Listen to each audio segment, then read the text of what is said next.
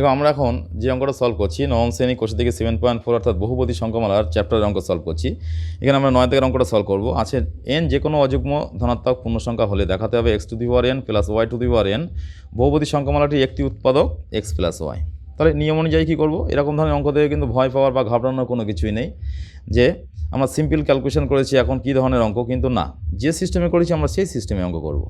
যেটা উৎপাদক হতো সেটা সমান আমরা কী করতাম এর আগের অঙ্কগুলোতে, সেটা সমান 0 করতাম, করে এর থেকে এক্সের মানটা বার করতাম। ঠিক একই পদ্ধতিতে এক্সের মানটা বার করলাম। এবার মূল ফাংশন অফ এক্সটা কী দেওয়া আছে লক্ষ্য করো, এটা দেওয়া আছে x⁴n মাইনাস y⁴n মাইনাস নয় প্লাস x⁴n প্লাস y⁴n দেওয়া আছে। তাহলে এখানে আমরা ফাংশন অফ কোনটা, এক্সের যে মান বার হতো এত সময় আমরা সেইটার ফাংশন বার করতাম। তাহলে এক্সের মানটা কত, মাইনাস ওয়াই, এর ফাংশনটা বার করবো, অর্থাৎ এক্সের স্থানে এই মাইনাস ওয়াই বসিয়ে দেবো n প্লাস আছে y⁴n। ক্যালকুলেশন করলে কী হচ্ছে, মাইনাস y⁴n প্লাস y⁴n। দেখো কাটাকুটি হয়ে যাচ্ছে মানে 0।